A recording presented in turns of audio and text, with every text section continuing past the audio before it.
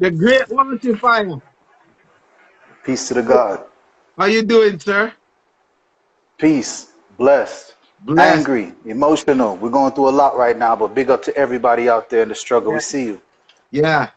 Angry. I like that. Angry. Tell me, angry. Let it out. Let us be known. You know? Yeah.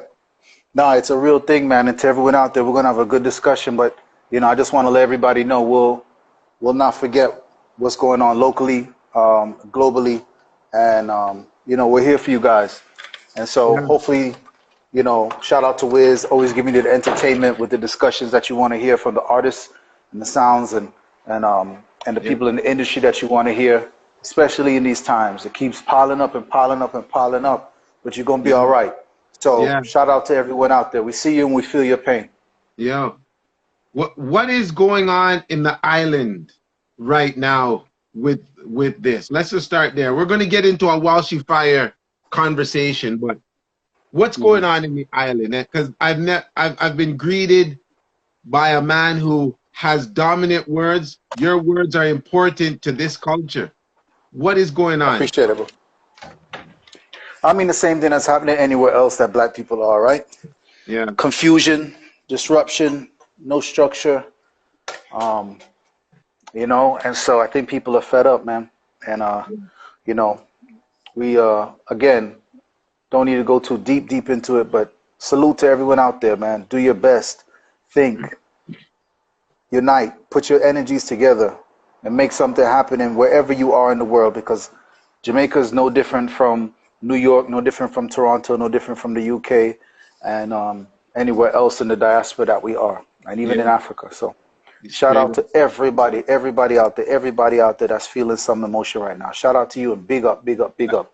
This is the time now, and the thing about what I keep saying while she is, what's next?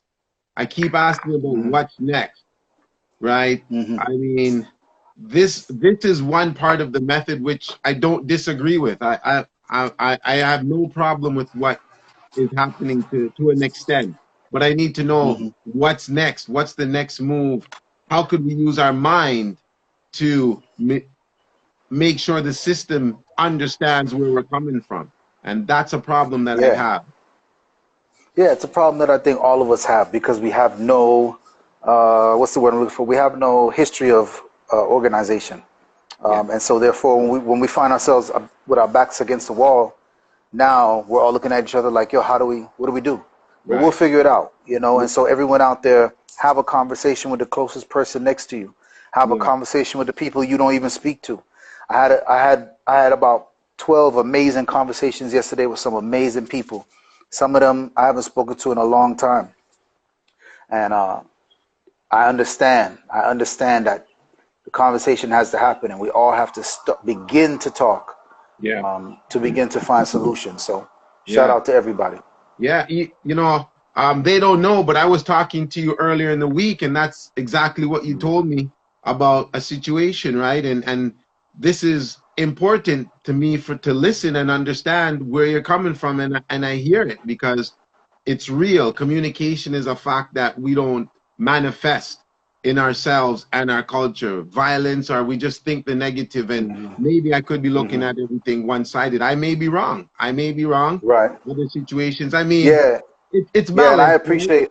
I appreciate you even listening to my point of view on that subject that we spoke about earlier in the Yeah, week, because I think that's a big sign right there. Is we all can learn, myself included. 100. We all can learn. We all can listen. And Yeah, so, I'm glad that I did probably hopefully give a perspective outside of what you were used to. And, you go forward and do what you want to do. But I do yeah, believe that everything out there, everybody, everything out there, no matter what it is, it's not as big as you think it is. yeah, And yeah, therefore, you can look at that person or that thing, and you can approach that person or that obstacle, and you can make that a situation that is now in your past. You can work together. You can work through obstacles. It's all doable. We just 100. want to reach the minds. So we Yeah, give thanks for this conversation that we're about to have. yeah. Listen, if people don't know, I'm talking I go to kill some mosquito today. I just make you know say yo, when you hear the mur- pop pop pop, murder them, are them murder dead, murder them every dead. one of them. Listen, if people don't know, I'm talking to a Grammy Award winning gentleman here who, you know, Walshy, I'm going to put it out, and I mean no disrespect. I don't think you get the respect in the dance hall or the community that you should. I think that you're a gentleman who is, like I said in the beginning, your voice has to be heard and taken serious because of what you do, how you've done it, where you've been through. Would you disagree with me if I made that statement? I would say I don't care. Okay. I would say that Okay. there are going to be some people that agree with you. I would say that there's some people that would not agree with you, and I would say I don't care. I kind of look at it like big up to my brethren Salam Remy, man. He said something the other day that I think was super impactful.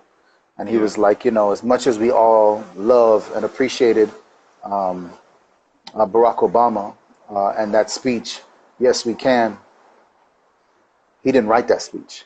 Yeah. And so we never give a person, the dancehall industry on a whole, nobody really gets the respect for the work that they've put in, man. Nobody really gets the due respect for the work they put in. I mean, even the people that you see at the top that you think everybody's respecting, it's not until something happens and something triggers it that then everybody looks up and goes, yo, you know, Bless up, that son. person deserves a statue. That Yeah. person deserves a statue in Halfway Tree Square, you know? Yeah. So again, you know, I don't have any problem being the person that writes the Obama speech, and Yeah. nobody knows, because it's not about that. It's not about clout. It's not about chasing likes. It's not about any of that, and it never has been for me. Big shout out to So for Joshua. anyone who has no clue, yo, you see Jazzwad. I don't even want to deflect too much. Big up Sanchez too. You see Sanchez. Jazzwad. Yo, Yeah. Jazzwad, yo, Jazzwad, me I go link you. Jazzwad is one of those other like silent heroes, you know. Yeah. But again, I don't want to derail, you know. Yeah. Yeah. But there's I'm trying lots to of link people. you. There's so many people that that don't get the respect, and so I don't focus on that. That to me is a derailment from focus.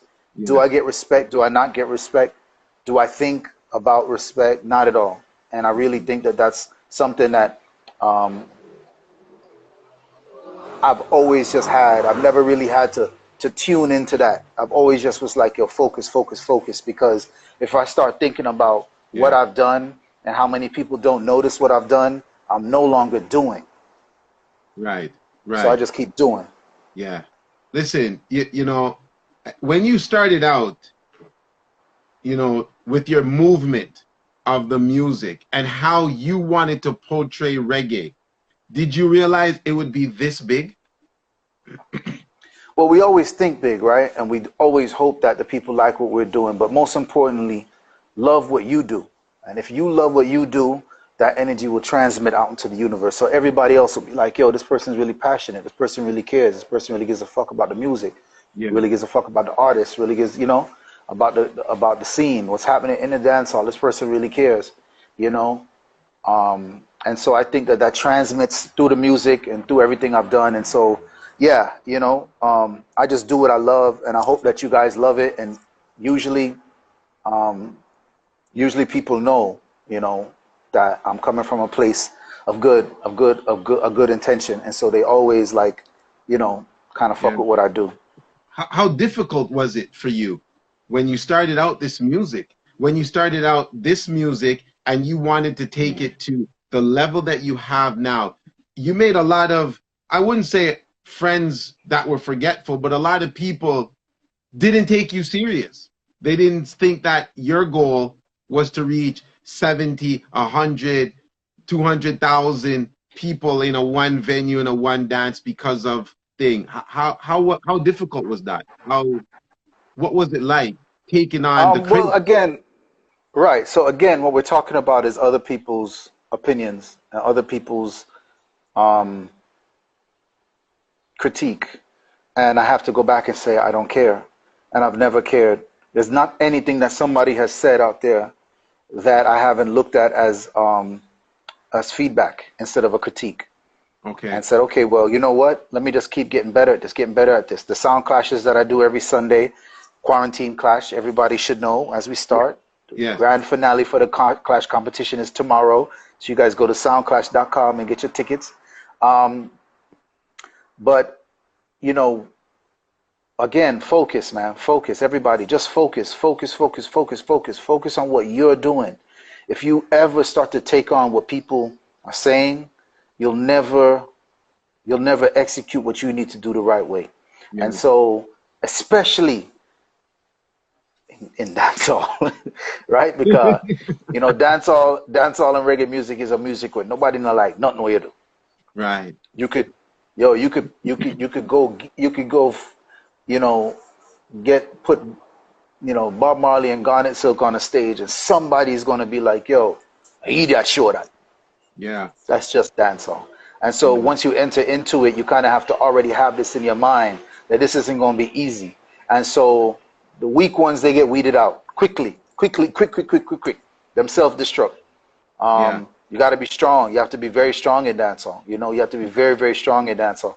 So again, everything that I've ever done, to anyone who has critiqued it, I always have looked at that as a form of respect, because that's energy and time and money that they're putting towards what I'm doing. And so if they say something bad, in a way, that's their way of showing respect. I've done something that's grabbed their attention and that they had to watch it. And then, of course, give a negative or positive critique. And either way, it's all good with me, because I already know that what I'm doing is because I love to do it and it's coming from a good place. And so I just keep going forward and every week learning and every week getting better at what I'm doing. So again, another question about what other people think, I have to say, yo, who cares?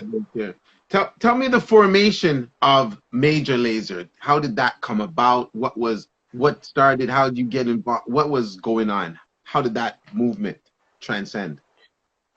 Yeah, so real quick, I was in a dancehall group called Black Chinese, and I used to book Scarrett Boy for dances. Scarrett Boy was the original Lazer. Well, let me not say original. He was the MC before me. And Scarrett Boy, one of the greatest talents of entertainment and dancehall. Anybody that remembers Scarrett Boy and how he used to, and I think he had two names, Scarrett Boy and SpongeBob, I think were his two names. Oh, okay. Real body youth from the Bronx, Antigua youth. Okay. And so I used to book him at a place called Stinger's Lounge in Miami, for everybody out there that remembers Stinger's Lounge. And yeah, man, he used to come down there and he used to wear like the big muscle costumes, like the Superman or Iron Man, like muscular costumes looking real silly. And that's when daggering was like just getting started. You know, we're talking about like 13 to 15 years ago. Yeah. And I used to keep dances and I used to book him. So when he joined Major Lazer, he introduced me to Diplo. That would be like, yeah, because I've been with Major Lazer for 9 years, so that would be like maybe 11, 12 years. And so because Diplo is also from Florida, he's from Fort Lauderdale, we became friends. We always just stayed in contact. Black Chinese had a bunch of remixes. I would send him the remixes, and he would play them and stuff. And then Scarrett Boy turned Christian, and when he turned Christian, that's when Diplo called me and was like, yo, do you mind emceeing some shows? And the first show I emceed, right after the show, this is in San Francisco, right after the show, he was like, yo, could you do this permanently? And because I think I was just in a place where I was like, yo, it's the same thing over and over again. I was with Black Chinese at the time for maybe 12 years. And so, you know, you get into those routines where, yo, I did a year-to-year dance there, man. That's something there. And it's fine, but, you know, I think anybody out there that's done a lot of the same, you kind of be like, man, again, you know. And so you kind of start to wonder where's the growth and where's the evolution, you know. And so that was the growth and evolution for me. Where do you think Black Chinese, with the mind frame that you have, you were that good that I know you, I don't know if the word boring is a good word to say, but you didn't see it reaching anywhere. But couldn't Black China be an entity that the world has to, No, I never said Black China wasn't reaching anywhere. Oh no, no, I don't mean that. I mean, but what I'm saying is, do you think Black China could not have developed into the monument that even Major Lazer is a monument that, could have been in I advancing? think Black China. I think Black China was that. I think we have to look at the time. We have to look at the era. Okay. Yeah. Um, for instance, when I joined Black China, I didn't have a cell phone. Okay. I didn't own a cell phone. Okay. You know, and I guess that goes back to the earlier question about the respect. You know, the things that Black China did, it introduced to the game, and if not introduced, definitely highlighted in the game. Those are things that the heads know, the real heads know. The heads know. Black China was, there wasn't a single, for maybe a decade, there was no such thing as a flop Black China dance. It just didn't happen. I remember when I used to go to Canada. First show I ever did as Black China was in Montreal, Canada. Tiffany's Hall, Nighthawk Sound, Little Thunder, shout out, Friends for Life. And I didn't have a cell phone. Dupes told me to borrow his laptop, and there was a program that we were using called Final Scratch. Enough people don't remember Final Scratch. Final Scratch is way before Serato. Yeah. Yeah. And just imagine, this is 2000 and early 2000s. Yeah. And here I come with a laptop. Big sound man me on top. Big, heavy sound man are looking at me like, yo, what are you doing with that? And I'm like, yeah, man, I got to plug out your turntables and I got to plug it into this box. And then I got to plug from the box into your mixer. They was like, yo, you're not touching my sound. You ain't touching my sound. Not touch my sound. Me no want you, spend too much money on my sound if you come touch up my sound. Yeah. Yeah. That's what Black China was like at first. Let me tell you something, man. I think that I've been blessed. I've been blessed. Like my journey has been a blessed one because I've been a part of several extremely disruptive movements.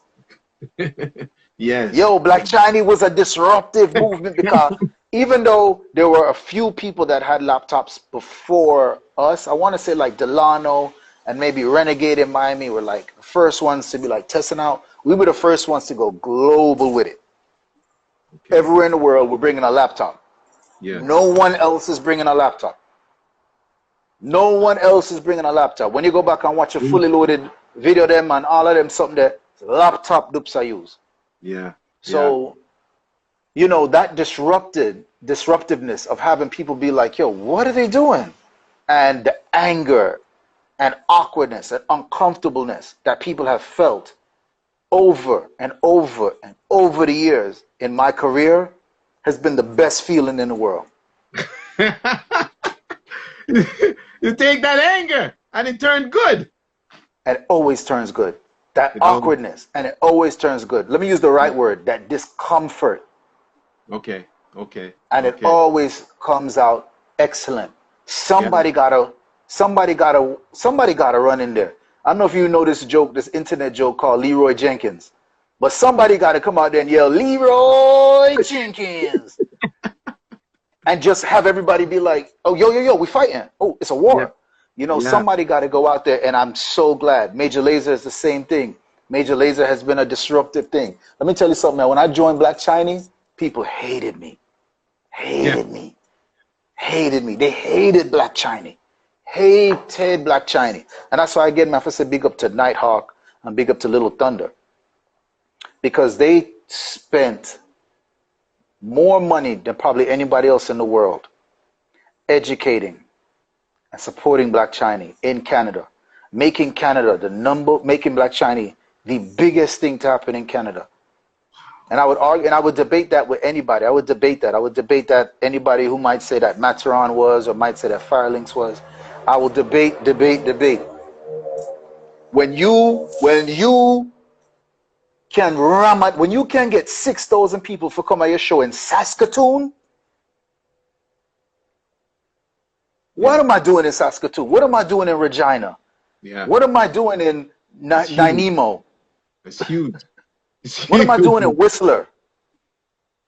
Ask anybody about Winnipeg and yo, you know, let me not even say Winnipeg and Edmonton and Calgary. Those are regular places. Yo, we talking about we talking about crazy places. You know, we talking about Sagawa, Quebec. Man, Black Chinese, bro. So Yeah. when I'm on say yo Afrobeat and all of them something that when I was doing, you know, those dances in those places in Canada, yo, it's African, it's natives, it's white people, and of course all the Caribbean people. Yeah. And you have to use them to make up a dance. Them all African support for make up a dance. And all of them would be like, we know Black Chinese because we got a Black Chinese CD. Yeah. That, We all got a Black Chinese CD. I was Nothing gonna ever ask you promote about like the Black Chinese CD then. that. Was So, those you things know, were again, fire. I gotta say, yeah, and I gotta say a special big up to Chip Lee. Chip Lee laid crazy groundwork with Black Chinese all over the world, but especially in Canada. Big up to Chip Lee. Okay. You know, his Yeah. father is Lee's Unlimited sound, one of the greatest sounds to ever do it, Lee's Unlimited. Yeah. So, you know, I look at like my destiny and I say, yo, this is just how I think my life has to be. I have to constantly be a disruptor. And I have to constantly shake it up to where people go, man, I feel so uncomfortable. And then a month, 6 months, a year from now, they don't We're even good. remember that uncomfortable feeling. They don't even remember it.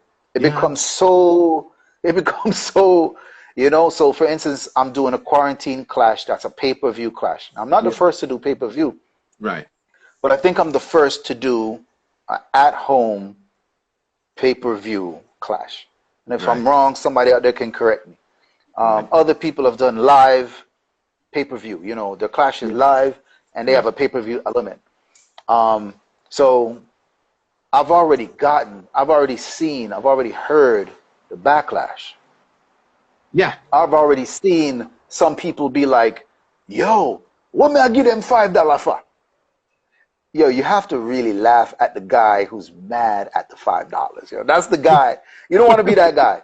He's got to You be. know, He's that guy. you don't He's want to that be that guy.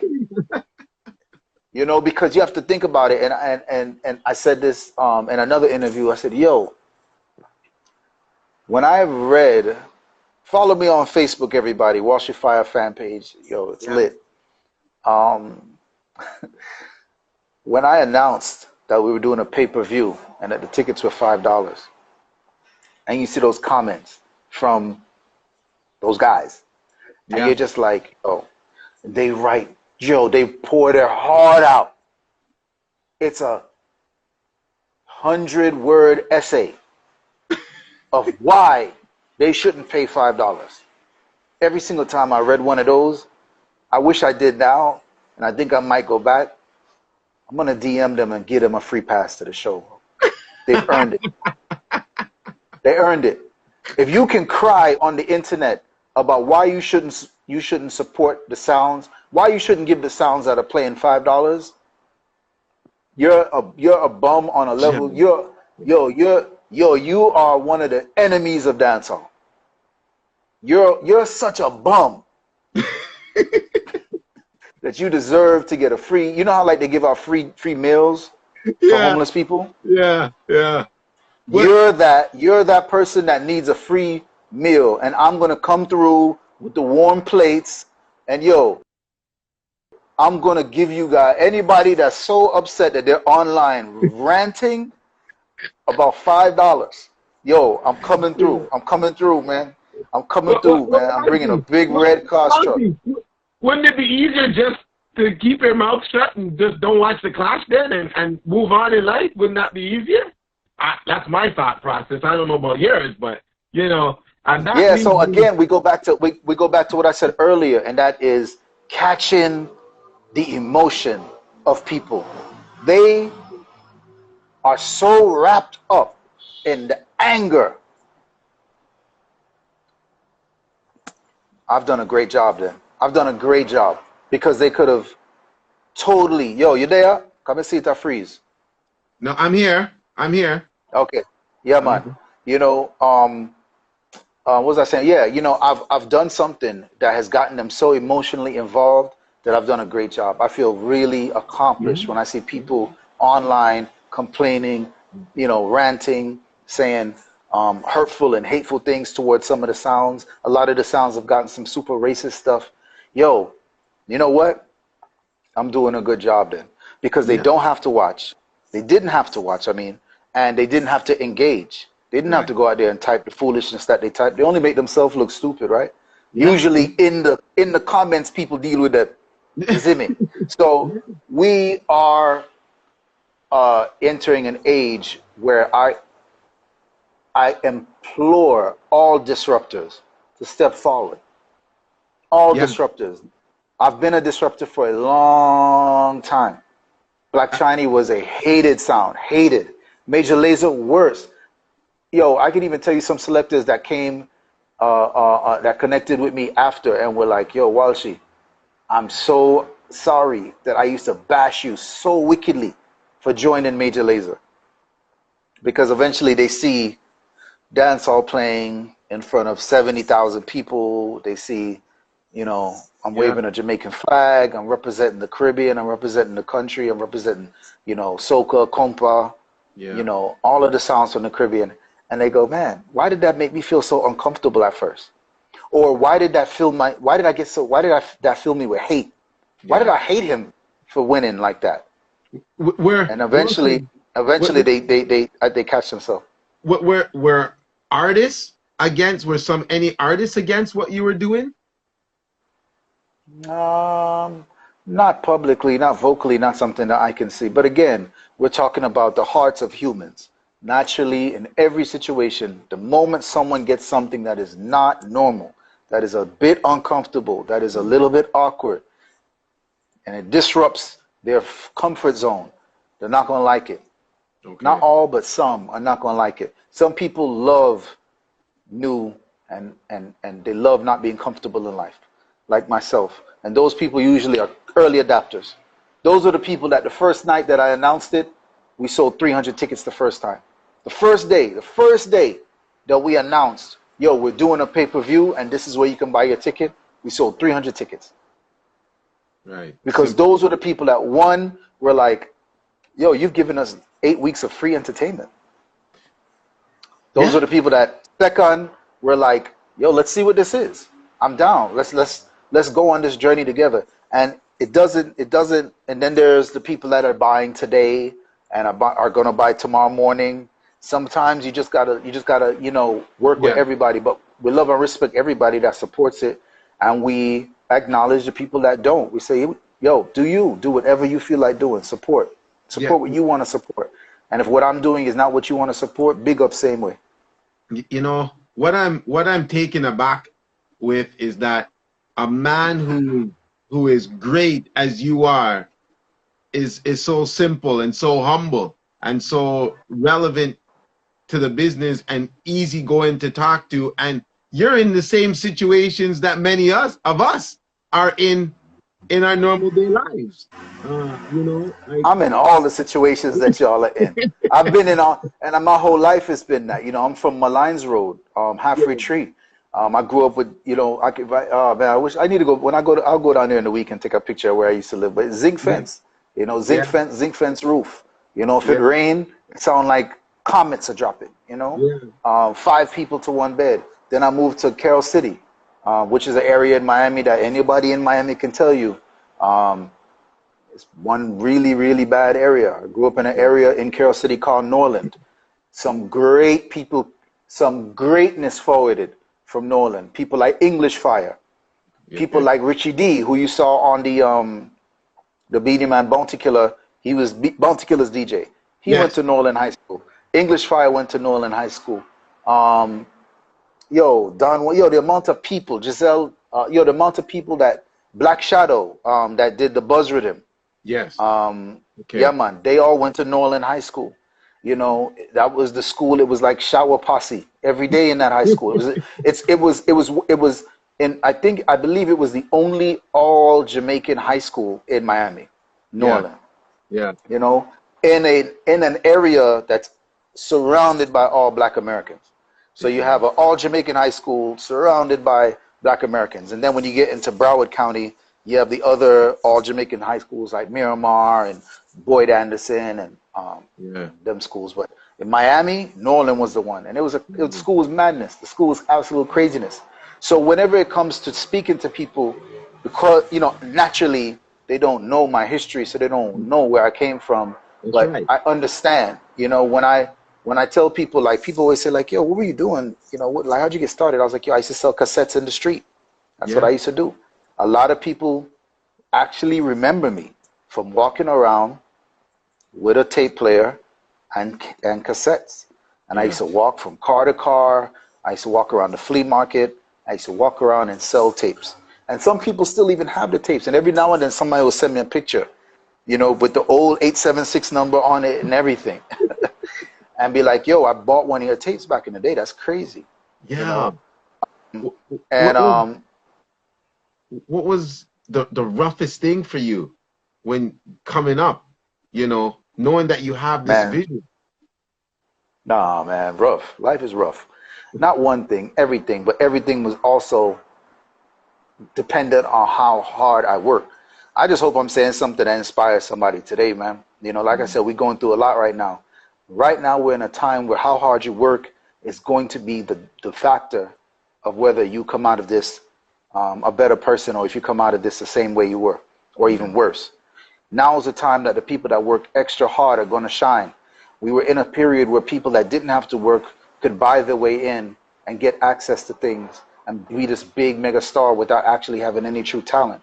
I feel like, again, I don't predict the future, but I feel like we're going back into a space where actual, true grind, hard work, talent are going to be the winners. And so the people that are out there, if you are grinding, if you're a creator, whatever it is that you do, and you are working hard at your craft, and you spent the last 2-3 months working hard at your craft, I promise this will pay off for you.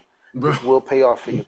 Honestly, I'm not discredit thing. I'm pushing anything aside, but I felt like I worked harder in this quarantine more than my 9 to 5 before it, bro. Beat tired, tired. And that's probably because you're doing something that you and your face and your brand and your name are on the line. Yeah. When I used to work a job, yeah, you think I gave a fuck about that job? Yo, I would steal everything out the job. Yo, I used to work at fast food places. Yeah. Yo, I used to feed the neighborhood. I used to feed the neighborhood. On a one fast food place will make shutdown. We'll leave at it. Because yo, it was every day. The whole neighborhood know, yo, we can come through, and as soon as, because remember, we're not on a cell phone them time, that everybody know, yo, once I hear your voice on that, because the drive-through would play on the loud thing, or you just walk in and I see you. And not only that, I used to just give black people free food anyways, because I love black people. So once somebody was just nice, I'd be like, yo, take all of this, because I don't care. Yeah. Because I'm not here for life. I don't care. You know. So I think that because you're putting your name on the line, you care, and so therefore you work hard. Listen, as you talk about putting your name on the line, Black Chinese, Major Lazer, it's not a core of investment into anything that has clash relativity. To as far as I look outside, I'm on the outside looking in, so you could always prove me wrong. But what I know, you're a man who knows the business from the clash perspective, the juggling perspective, your whole remix movement and everything. What so far is the whole different factor for Walshy Fire? What makes it like a separate world when it's really the music that it's together? Man, I don't even understand that question, man. You gotta ask that again. Yo, I don't get what you're saying. So what I'm saying is there's a clash world, correct? There's a clash world where selectors war, and then there's the juggling world. But it's all the same music. It's Bounty Killer, it's Beanie Man, it's remixes, it's this and that. why the separation and why you feel is like, boy, you know, Major Lazer is totally different than all these entities. Okay, so I think I understand the question. So first of all, I think that yeah, you will have some people that only like Clash and don't like juggling at all. And you'll have Yes. some people that like juggling and don't like Clash at all, and that's great. There'll be some people that like reggae and don't like dancehall. There'll be some people that love soca and don't Yeah. like dancehall. It always is going to be like that. So there's nothing I can say that would explain that or change that. It's always going to be that. So we just have to accept that. And that's awesome because we need people to like what they like and we need people to dislike what they dislike. You can't have everybody like something. Um, but I think for me personally, like, I've always been able to navigate um, those two twin cities, let's say. We won't call Okay. them worlds apart, but you know, Yeah. those two twin cities, because I've been a participant on some level in both. And for me, dancehall, I grew up in Halfway Tree in Kingston, and therefore dancehall was already, you know, so clashing, you know, I used to watch Cage Clashes at Skateland. Okay. And then when I got like 10, 11 years old, my older brother, who's a big cricket star, Oh. used to take me to dances. So shout out to everybody out there that follow cricket when the West Indian team was like the biggest team. Courtney Walsh is my older brother. He's the first son. I'm the last son. Um, and so Courtney used to bring me to House of Leo and all of those like popular dances. And I was a kid, and he used to bring me. Yeah. But before that, Skateland, I used to climb up the tree and watch the dances and stuff like that. So you know, I used to be a part of the Clash world and the dancehall world from that. Then my older brother had a cassette collection that was just insane. But it was Mars, Youthman Promotion, Stirgraph, um, Imperial Sound, them kind of sound with live artists, but also clashing. And so I really got into the idea of clashing. Like I Yeah. could listen to a dub and it would be something that like I heard like my parents play and it would just be so interesting to me. It'd be like, yo, that's a dub of a song that I know, you know, and it would just be like this moment, you know, because you remember the joy that it brought your parents, and now you're listening to somebody play it in a way that the crowd, you can hear the crowd's response, or you can see the crowd's response, and clearly it's an older generational song, but it's still doing something because someone has put it on a dub plate or someone Yeah. has juggled it, and so I began to understand that, and then there was a website called dancehallminded.com. And Dancehallminded.com. Okay. yeah, man. And to everybody out there, there's probably no more legendary website. Even though most people would be like dancehallreggae.com was the legendary website, there was one website that predated that site. And that site was where I think you see the most people that everybody knows now. They came from that site. Like that site was full of stars. You know, Gillionaire was on that site. He was a member of Major Lazer. His name Okay. was Monster Lawyer on that site. You had Drew from Irish and Chin. You had Kid Star, Ken Try. You Yeah. had Jimmy Spliff, and his name at the time was Nature B Okay. on that. Um, you had Tarantula. You had everybody. Like there were so many people, and we're talking about 1990, mid 90s, and Okay. that's when it really kick off. Like I want to say like 95, Right. 95 I think, or 96, something like that. Yeah. That's when the dancehall community started to really kick off. Yeah, my Ja Prince. Yeah. Oh my goodness. Simone is in the building, and she was like one of the she was one of the wickedest things from dancehall Yeah. minded. Big Yeah. up to dancehall queen Simone, Yeah. original dancehall minded crew. Big up to Selector Princess in the building, original dancehall minded crew. Yeah. I started naming people. I've never stopped naming people. Chin from Irish and Chin was on there. Like it Yeah. was a genuine place Right. where everybody that was on it is now some level of success in Yeah. dancehall, you know? Yeah. Yeah, man. Yeah. Big up Yeah. Shawnee B, I see you. Big up Um, Tony B. and so yeah, man. And so we had that website, and then we used to go over to dancehallreggae.com and attack it. We used to like go over there and just be like, and we used to just war, you know? And that's kind of like where I think a lot of people were like, um, even took notice to dancehallreggae.com.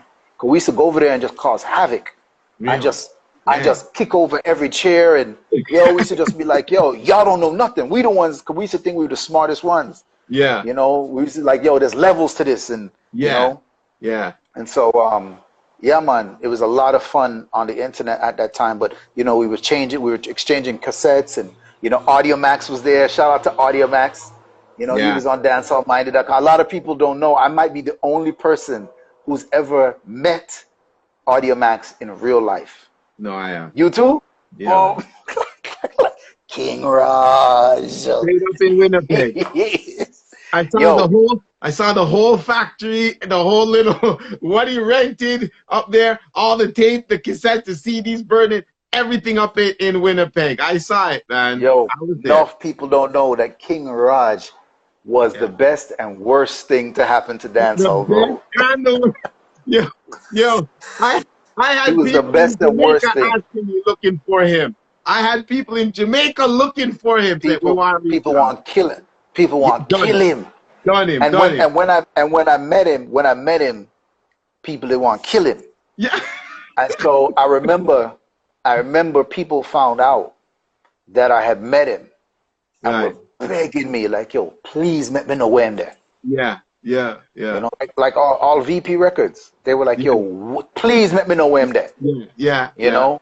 Yeah. I got that call. Of course, we never ratted out the young bull. You know what I'm saying? We never let nobody know where Audio Max was, because even when I was like, yo, I met Audio Max, I wasn't even preying how much people were dead serious about hurting that guy. No, you know what I'm saying? It's not until I made the post that I was like, yo, people really not fucking with this dude. Yeah. But you know, like I said, he never took pictures. He didn't take no pictures or nothing. Yo, if me and Wiz tell you how this guy look, you die from laughing. We're not gonna do it, but yo, if we tell you how this guy look, y'all go dead. Y'all go dead. You would never believe how this guy look. Never believe. You would never believe how this guy look. You're passing in the grocery store probably every day. Every day in the grocery store. And you just look at him and like, it could never be this giant mind. Never. This guy could not be causing so much havoc in the dancehall community. This guy, I'm telling you, yo, he is. You were right, good and bad for the situation. Good. Yeah, man, good and bad, man. Because you know, a lot of people stopped making money. A lot of people stopped making money because he bootlegged everything. You know, and then when he started bootlegging the porn, that's when the porn industry came after him, and then that was it for him. That was it. He went too hard. He went too far. But anyways, you know, I was a part of this whole history, man. Peter Dean Records. Shout out to Afflicted Yard. A lot of people don't realize how important he was, and he was a dancehall-minded member. He also did this thing called Down Sound Records. Everybody should go look up Down Sound. It was called Kingston Signals on Down Sound Records, which was at Dave Kelly's studio, which was across the street from where I grew up on Malines Road. It was just the most magical moment, man, listening to Exodus 4x4 and seeing that these sounds that we thought were, they were just so wicked, you know, on the internet. You could see them, you could hear them live on the internet. So he was a disruptor. He was a big disruptor, man. You know, rest in peace to him. So, you know, we want to tell everybody, comfort, I think, is the enemy of progress. And so we want to look at this moment and say, the reason why people are burning down things is because they're no longer comfortable with what's happening. And good or bad, what happened to that young man is 10 times worse. And so you have to disrupt sometimes. You have to disrupt. And so I hope that people can look at that bigger balance, lesson, that life lesson that we learned from the young brother, and we see that happening all over the globe. It's happening in every single city that Black people are at, and that we can apply it to every part of our life. If you're into dancehall music, be a disruptor. Do something that nobody's doing. And so I say a big up to everyone that supported Quarantine Clash, all the people that have not liked it, and all the people that have verbally, dissed it and said it's whack and and gone on and on. Big up. I really appreciate your attention to what I'm doing. I really appreciate you watching. I really appreciate you feeling so invested that you want to say something about it, because at the end of the day, you don't have to watch. You could have totally ignored it, and I'm glad that you didn't, because I know that what I'm doing is amazing. And so I really hope that you know, later on, more people can do it and more people can get involved, and that we have something that everyone can benefit from.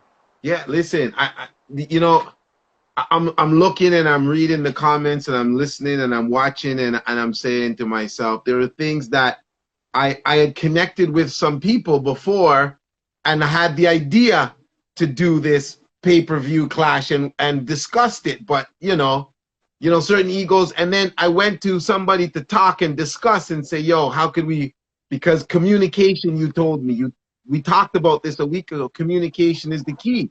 And I'm Let me tell you hoping. the second key, and let me not say key, because I'm gonna want Khalid. You Okay. know, so I'm Yeah. gonna say the second. I'm trying to Phase, think of phase, step, you know? There you go. Yeah, the second step is collaboration. Collaboration, yo, communication and collaboration, man. You must collaborate with your peers. Yeah. Dance hall is a very wild, wild west kind of thing. Yeah. Everybody doing them. Yeah. Everybody being solo and saying, yo, this is my crew, and yo, it's not gonna work like that. Yeah. Yeah. So, you know, I employ everybody, yo, in your local community, collaborate, collaborate, collaborate. When I see, you know, 2 or 3 people doing clashes at the same time on Instagram, I'm just like, this is just a communication error. This is just a conversation. Somebody just has to step out of the comfort zone and say, yo, brother, let me talk to you. If you're gonna do your clash, you do your clash 8 o'clock, I'm gonna do mine 9 o'clock, or him do FEMO on 10 o'clock. So And then you have communication and collaboration. all right. Let me play devil's advocate for a moment with you, Walshy. You know, a person reaches out and communicates that and does not get the same reciprocation from that person of the understanding that he's reaching out to understand that, you know, let's communicate, let's make this better. But of course, there's always one hothead who thinks that they control the right to say, move from here so with that, or me I do my thing, you do your thing, me in a business where you want to say. Going Yeah, further, the answer is just don't business. Just it you can't happens. business after somebody tell you don't business. There you Just go. don't You see business. what I'm saying? I So, don't business. but you Like, can't lose focus, you know. And the thing is, I always feel that those people are the ones that end up winning because at the end of the day, your intention was good. And I don't care how much people want to go on like them body, you know. you see what I'm Go saying? on like you're a bad man, all you want to go on. When you sit down with your own meds at night and you see 2 or 3 people have collaborated that weren't collaborating before, and those people that are collaborating approached you about collaborating, and you said, yo, man, do my thing. Yeah. I don't care how much you feel like you're a bad man, you have to sit with that for a second and ask yourself, did you make a smart business move? Did you make a smart, intelligent business move? And yo, they'll never go out into the world and be like, yo, you know, say, I don't know if I did the right business move. And I'm not saying it won't work out for them, but I am saying that we allow this, you know, this ego or whatever the word you want to use, you know, allow us to not hear ideas that might benefit us. Yeah. You see me? So yeah, man. So you know, first move is to communicate. You know, second move is to collaborate, Yeah. and that's how I think everyone should step. Everyone should step in that direction. And if you're Yeah. not stepping in that direction in these times where we really need each other, need each other, need each other, yo, everybody needs somebody right now. I think you're gonna end up isolating yourself, and people isolate themselves all the time. But 100. I think you're gonna end up isolating yourself, and I think that you're gonna end up being in a space that won't grow the way it could have if you just collaborated. So, Yeah. but that's my Yeah. opinion. Um, you know, we talk about collaborations, and you know, first let me just say I'm proud to have you on this platform for a man who the time is against me because we could talk for hours and strategize stuff like that. But I'm just gonna let you know you have Shiny B and Jazwad here on the line, 2 people that I've wanted to connect with and respect them so much but you know, they're busy, and I'm hoping one day I could DM and have a reasoning with them as well, because I've seen Shiny B absolutely do amazing, and Jazzwad is, I'm a huge fan. But we'll discuss that, and I thank you for that, because you gave me the opportunity to connect with these gentlemen, right? You know, but we move on to where you're going on a platform today, a very serious platform that. Yeah, I hope everybody out there gets a chance to watch it, man. You go to my my Facebook, to my Instagram, you'll see the flyer. We're going Yeah, to be talking about the state of dancehall, a conversation that me and Shawnee B had at the Jamaica Music Conference, a conversation that me and several of my friends have when we're, man, I'm on kill this mosquito, but you know, yeah, kill it, when we're, you know, when we're alone in our own communicational, you know, group chats and stuff like that. And yeah. so, yeah, we're gonna have a great conversation today. I implore everybody out there, please watch it, man. Please watch it. If you love dancehall and you want to see some of the people that I really respect in the business, like Jeremy Harding, Left Side, you know, lots of names of people that are going to be there today. It's going to be an actual panel. It's going to be at the same place that the Bounty Killer and Beanie Man show was. So, you know, it's going to look very familiar to you. And you know, I really hope everybody can watch that and enjoy it, man, because we're going to talk about dancehall, we're going to talk about sound clash, we're going to talk about everything like that, you know. And you've had, I think, some of the greatest sound clash people on this platform, and you've uploaded those videos. And shout out to everybody that does give you an interview, and shout Yeah, out to everybody that doesn't. You know, yeah. there's no respect lost there. No, You know, I I just don't think care. that everybody, You yeah, gave me everybody the has blue their card. time. I don't care. Yeah, we're no business. We But don't you know, miss. at the end of the day, yeah, at the end of the day, you know, no respect lost, Yeah, no, nothing like that. I totally understand what it is to be um, a more behind the scenes person, or a more like a journalistic person than actually being interviewed. yeah, Um, I got my master's degree in journalism. I went to Florida A&M University. Shout out to everybody at FAMU.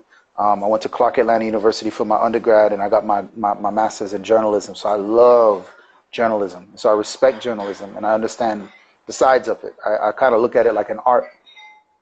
And so sometimes the artists don't want to be, you know, on the camera. So we yeah, have, you know, I respect everybody, you know, and you just stay focused and do what you're doing, man. yeah. I love I've watched, I remember, I haven't watched a lot of your interviews, but some of the ones that really get viral and go into the group chats, like, yo, they're so good, man.